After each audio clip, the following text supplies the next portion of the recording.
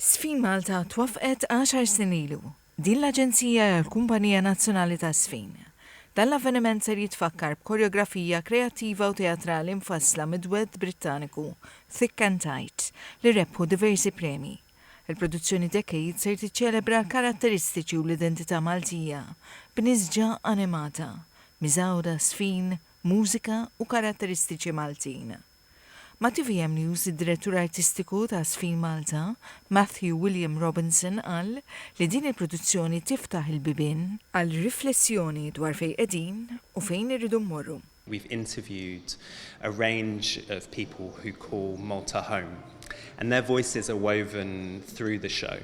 And Thick and Tight drew on the stories that these people told, their reflections on Malta, the things they love about this country, the things they find challenging about this country are all interwoven through the whole piece.